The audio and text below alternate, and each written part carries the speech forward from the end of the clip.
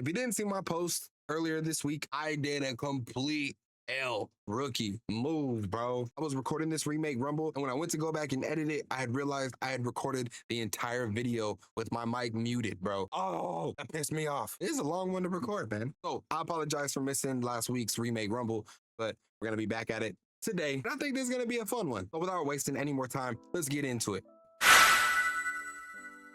2 decades, 2 movies have been fighting for the keys to the world's most famous chocolate factory. In one corner, you got the whimsical and slightly terrifying 1971 classic, Willy Wonka and the Chocolate Factory. And in the other, Tim Burton's eye-popping 2005 remake, Charlie and the Chocolate Factory. Each film has its die-hard fans and its own special brand of weird. So today, we're settling the score in Remake Rumble episode 3 to see which movie truly wins that golden ticket. And we're gonna break it down across 4 rounds. The factory's atmosphere, faithfulness to the book, the supporting cast, and of course, the battle of the bonkers chocolatiers themselves. So kick back, relax, let's get into it.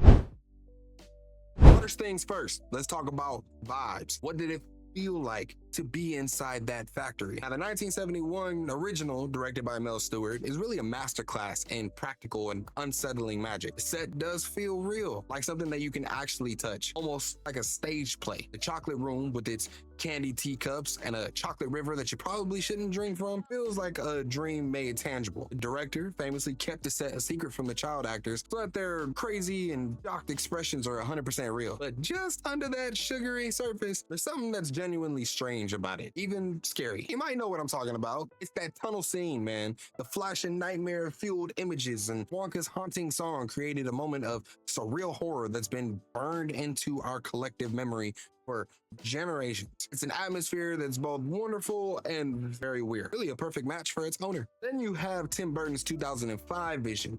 And as you'd expect from Burton, his factory is a darker, gothic wonderland on a massive scale. It's a slick and CGI-powered underground city. The chocolate river was designed to look more like actually flowing chocolate, and the factory's design is endlessly inventive. The boat ride here in the remake swaps that psychedelic horror for more of a high-speed theme park thrill. While it's visually stunning, the digital perfection can sometimes feel a bit cold. That hands-on, touchable magic of the original is kind of replaced with a polish that, while impressive, keeps you at arm's length. It's beautiful, don't get me wrong, but it's missing that unsettling handmade quality that made the first film so unforgettable. For being both delightful and disturbing, for creating a world that felt magical and menacing all at once, I think this round got a clear winner, that being the 1971 original version. Round 2.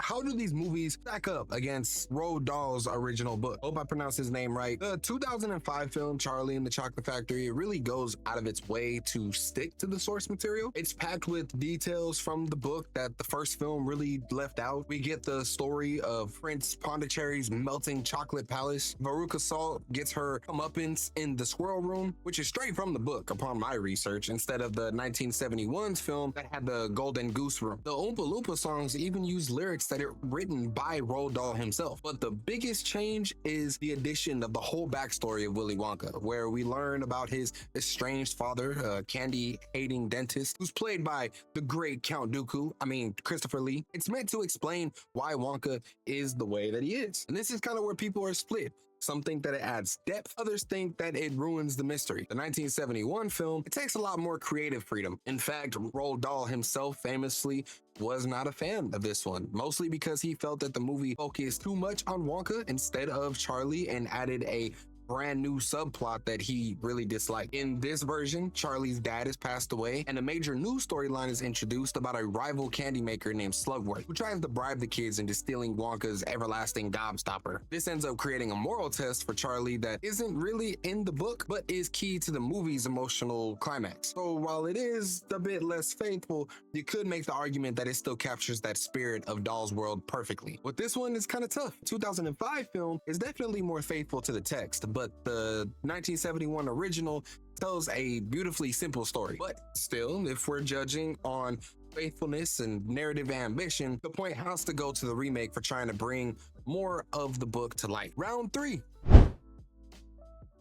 Talk about the Wonka showdown, man. All right. is the main event, even though it's round 3. The battle of the unhinged Candyman, Gene Wilder versus Johnny Depp. Gene Wilder's 1971's performance is, in a word, legendary. His Willy Wonka is a complete mystery. He's charming and gentle one second, and then he's sarcastic and terrifying the next. That twinkle in his eye lets you know that he knows exactly what's going on, giving him a manipulative edge that's both captivating and a little bit unnerving. His grand entrance in the beginning of the movie, the limp, the cane, the sudden somersaults, was actually Wilder's own idea, and it's the perfect summary of the character. You never know what to expect. He's really a perfect storm of silliness, wit, and a little bit of a touch of sadness. In 2005, Johnny Depp took the character in a very different direction, and for my money, it's a fascinating and underrated performance. Depp's Wonka is deeply weird. With his pale skin, his perfect bob, and his high-pitched voice, he really transforms into a very socially awkward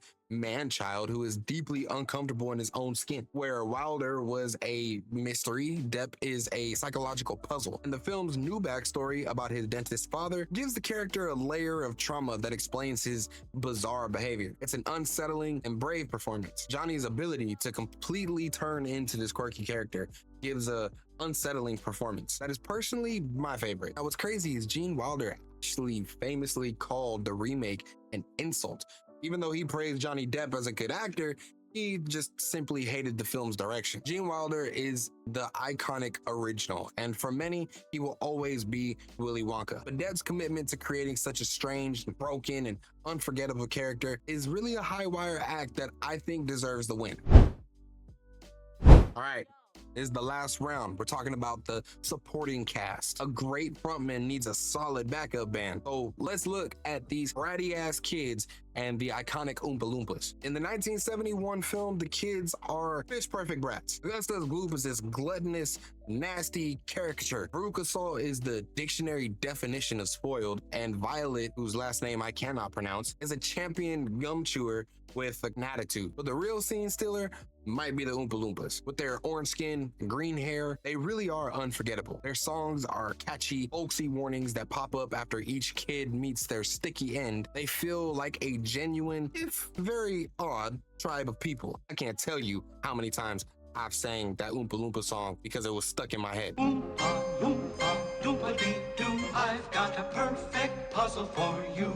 I don't like the look of it. Out in the 2005 version, the kids are updated a bit, but they still feel those same basic role. The huge difference here is really the Oompa Loompas. In a wild feat of filmmaking, all of the Oompa Loompas are played by a single actor, the incredible Deep Roy, who was at the time digitally multiplied to create an army of identical workers. They decided to take the Star Wars route. Their musical numbers are a full-blown production spanning genres from Bollywood to 80s rock, all composed by the great Danny Elfman. And while it's technically amazing and a ton of work for Deep Roy, it does kind of lose that weird charm of the original. Oompa Loompas feel less like a quirky community and more like a clone army, definitely fitting the film's colder, more manufactured vibe. The 1971 supporting cast, especially its Oompa Loompas, has a place in pop culture history that the 2005 version, for all its technical skill, I don't really think it can match. Oh, for sheer iconic status and practical charm, this round gotta go to the original. All right, let us count these golden tickets real quick, because after 4 rounds, we have a dead tie. It's 2-2. And I think that is kind of fitting, man. The original Willy Wonka and Chocolate Factory, it took home wins for its magical, menacing atmosphere and its iconic supporting cast. But Tim Burton's Charlie and the Chocolate Factory, it scores points for its faithfulness to Roald Dahl's book and for Johnny Depp's daring and divisive take on the lead role. I think that this proves that both films, despite their very huge differences, are brilliant in their own ways. The 1971 classic is a bizarre and timeless fairy tale that caught lightning in a bottle with its handmade charm and, of course, Gene Wilder's legendary performance. But the 2005 remake is a darker, visually spectacular adaptation that gives us a fascinating, psychologically complex new version of the Chocolatier. One is a dream, the other is a stylish, deep dive. Ultimately, the better film, I guess, really just comes down to personal preference. Which one of these is your favorite? Is it the 1971 classic or is it the 2005 remake? Drop your thoughts in the comments below. If you did like this video, don't forget to like and subscribe for more of these Remake Rumbles. I think we're sticking with the Monday release for these, but also for some movie reviews and cinema talk all around. Thank you for watching. Y'all make sure to stay geeked. I'm out. Be smooth.